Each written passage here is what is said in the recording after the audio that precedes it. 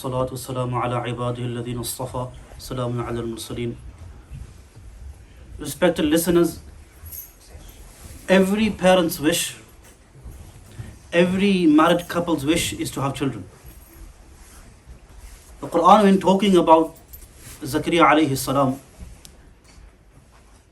mentions that one of the dua of Zakaria alayhi salam was, "O Allah, don't leave me alone. Wa anta khairul warithin." So even the Anbiya alayhi salam had a desire to have children. Qurrata a'yun. One of the du'as of the Quran is, "Make my children the coolness of my eyes." So we learn that children are desired by parents, but those children which bring coolness to the hearts of the parents. As parents, we have a duty towards children to make sure they're safe, to make sure they're fed, they're clothed, they're looked after, to make sure and to ensure their mental well-being, but also education as well. And that's why we send our children to school, to college, to university. But I want to drop a few thoughts today on the system we put our children through and our intention. When you ask a child who's doing his sats how much time his parents are making him study and revise at home, weekends will come, private tuition, no console time until your homework is done. At home, parents instill within the hearts of their children from a young age the importance of secular education. Why make effort? So that you get good GCSEs, so that you get good A-levels, so that you can secure a place at Oxbridge. So the effort of the parents constantly behind the education of the children. But the question is, what is our motive? Why do you want your children to study hard? Ask yourself this question.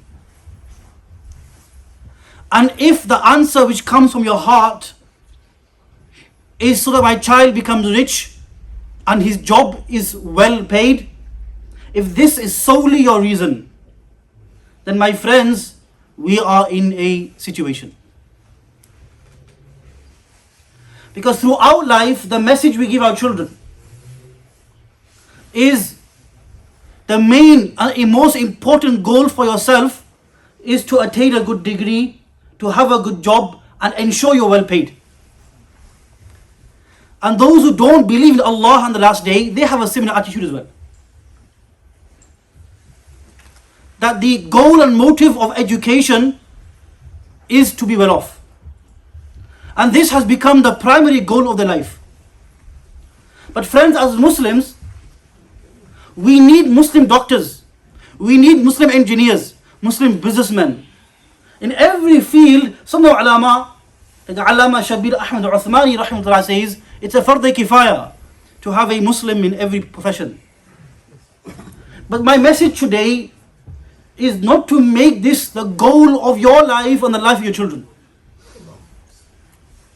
Why? Because when we teach our children only money matters, then our children will sacrifice everything to attain this goal. And even Islam. And this is what we see with those who don't believe in Allah on the last day. They sacrifice morals, they sacrifice respect for parents, decency. Why? To attain their goal of being rich. And I want to compare the effort we make for the secular education for our children to the most important thing in the lives of our children, Islamic education. Now, as an Imam and as Imams here and throughout the world, no Imam is averse to secular education. We are not averse to secular education. I myself am pursuing currently secular education. So we're not averse to secular education. But we're saying that what importance have you attached to Islamic education compared to secular education for your children? I'll give you an example. Now, this is not the first madrasa that I've been a principal of. I've been a principal of another madrasa as well, in Keithley. And sometimes when I post clips about the importance of Islamic education, ulama message me, say, Mawlana, you've spoken our heart. Cases come where children study from Monday to Friday, and a parent will come in and say, my son is not going to attend on Thursdays. Why? Because he's going taekwondo. These are real life cases. And you try and bargain with the parent and say, look, find something on the weekend, find something outside maktab. No. I believe both are important. Now, what message are you giving your children? Parents will take the children off. How many times do we hear there's a birthday party and the child will miss maktab? A wedding, a child will take off 1 week. Would this happen at school? Now, what impression are we creating in the minds of our impressionable children? That everything comes first and Islamic education comes last. This is what we're doing. A case I personally oversaw.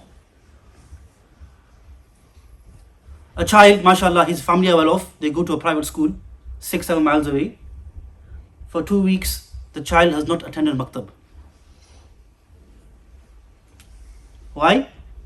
Because both cars are broken down in the home. So I ask, how has your son, your brother attended school for the past 2 weeks? Or we took a taxi daily there and back. So I asked Madrasah. And the answer was, this did not come to mind.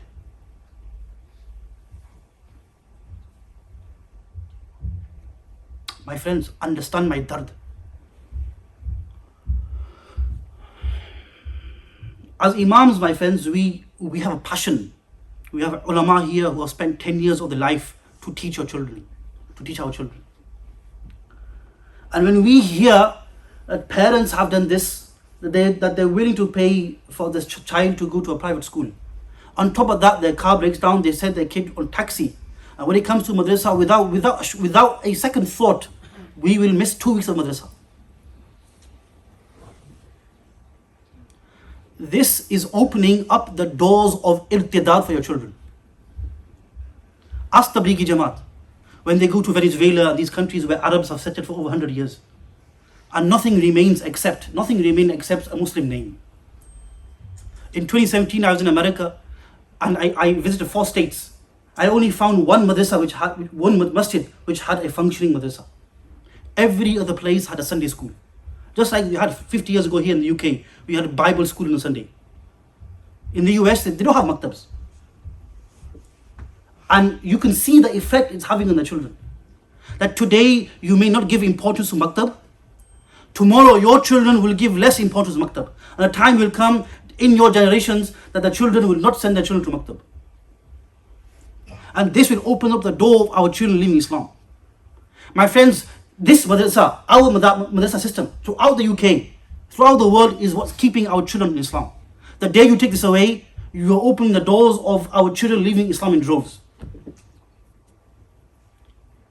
Really, because we've not seen other parts of the world. We've not seen Venezuela, not seen America. So we don't have value of this system. And my last point I want to make. Today we have this, because of COVID and pre-COVID, we had all these marketing companies. I don't know if you know, in the past 6 months, I've received about 6 calls from a company in Pakistan saying, do you want to learn Quran? And you have some parents, because it's cheaper, they're making the children learn Quran online. I am not saying this as the principle of Masjid Noor. I am saying this as a khair khah of the community. That do not allow your children to learn online unless it's a necessity. Meaning COVID. The Sahaba became Sahaba through the Suhbat of the Messenger Sallallahu Alaihi Wasallam. Uwais Qarni, he received the phase of the Messenger Alaihi Salam, but he did not become a Sahabi.